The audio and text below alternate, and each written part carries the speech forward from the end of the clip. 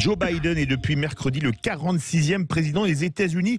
On va donc parler de ses 3 premiers jours à la Maison-Blanche en compagnie d'Olivier Piton, avocat à Washington et ancien député suppléant des Français d'Amérique du Nord. Olivier Piton, bonjour, ou plutôt good morning. Bonjour Philippe. Alors, l'investiture s'est passée dans le calme. On a l'impression que Washington, et vous y êtes, était un véritable Fort Knox, un corps retranché en voyant les images de la garde nationale partout.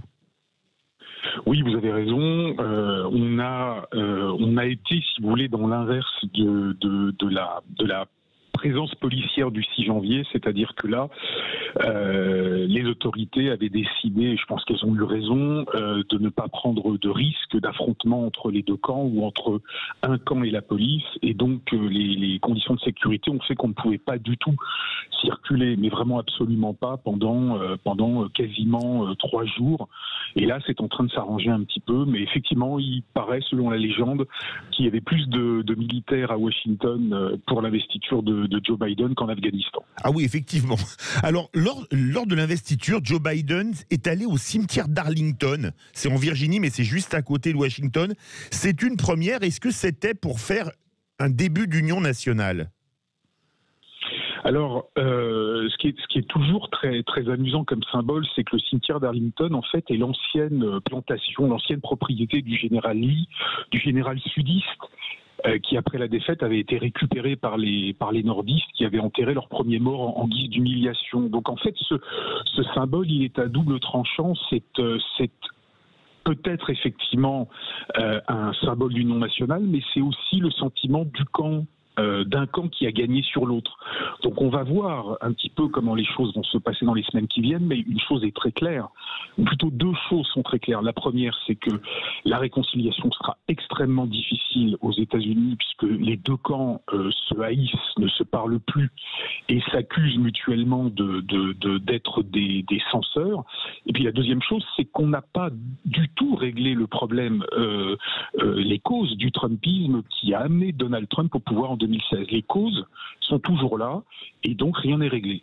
Alors justement, pour son premier jour à la Maison-Blanche, il a signé 17 décrets, notamment sur l'environnement avec le retour aux accords de Paris sur le climat, et il projette même d'arrêter la construction d'un oléoduc Keystone entre les USA et le Canada, et il va restaurer les réglementations en matière environnementale supprimées sous l'ère Trump.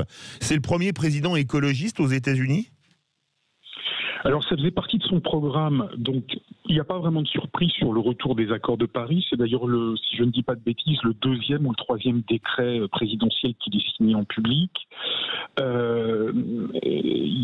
Ça c'était dans son programme. Le Keystone oléoduc entre l'Alberta et le Nebraska était un oléoduc qui posait problème parce que, si vous vous souvenez, c'était le fameux oléoduc qui passait entre les terres amérindiennes et qui avait soulevé énormément de polémiques à l'époque. Donc là, il tente effectivement d'apaiser un petit peu les choses. Quant aux mesures environnementales, il faut savoir que les États-Unis, même en sortant des accords de Paris, ne sont jamais sortis du cadre de la lutte contre le réchauffement climatique, à tout le moins à l'échelon local, puisque les communes américaines, des comtés américains, des États américains, en particulier à l'ouest, ont toujours essayé d'améliorer les réglementations en vigueur. Donc les États-Unis n'ont jamais été un pays ultra pollueur. Simplement, ça ne se passait pas au niveau fédéral, mais ça se passait au niveau local. Autre changement, la politique migratoire avec la régularisation des clandestins et la fin de la construction du mur avec le Mexique. Oui, là aussi, alors là on est dans la volonté de faire l'inverse de ce qu'a fait Donald Trump. C'est clairement affiché. Et puis, Joe Biden donne des gages aussi à sa gauche radicale. Donc, effectivement, fin de la construction du mur, ça c'est contre Donald Trump. Et régularisation ou probable régularisation des personnes clandestines présentes sur le territoire américain, en particulier ce qu'on appelle les Dreamers, c'est-à-dire les jeunes qui sont aux États-Unis depuis de nombreuses années. Ça va effectivement provoquer un vrai débat aux États-Unis, puisque là, en revanche, il va falloir passer par le Congrès, mais les démocrates ayant la majorité au Congrès, ils vont être capables de passer cette loi. En revanche, ça ne va pas clore le débat qui est extrêmement fort aux États-Unis et extrêmement clivant, comme vous pouvez l'imaginer. Et pour conclure, on va parler politique étrangère. Donald Trump avait transféré l'ambassade en Israël de Tel Aviv à Jérusalem.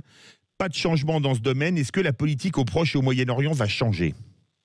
Alors, il y a pas mal de domaines, c'est ça qui est intéressant, où il y aura un continuum entre la politique de Donald Trump et la politique de Joe Biden. Vous avez parlé effectivement du maintien de l'ambassade américaine à Jérusalem. Il y a également la politique vis-à-vis de la Chine, et on a vu d'ailleurs les premières passes d'armes entre l'administration Biden et la Chine. En particulier, l'administration Biden a refusé, a condamné la fermeture de comptes d'anciens Trumpistes par les autorités chinoises.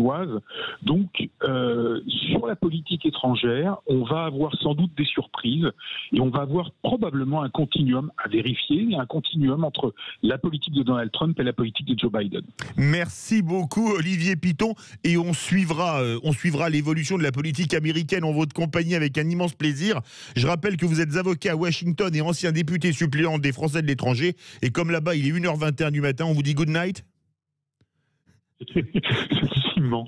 Merci à vous. Bonne nuit, merci, au revoir. Merci.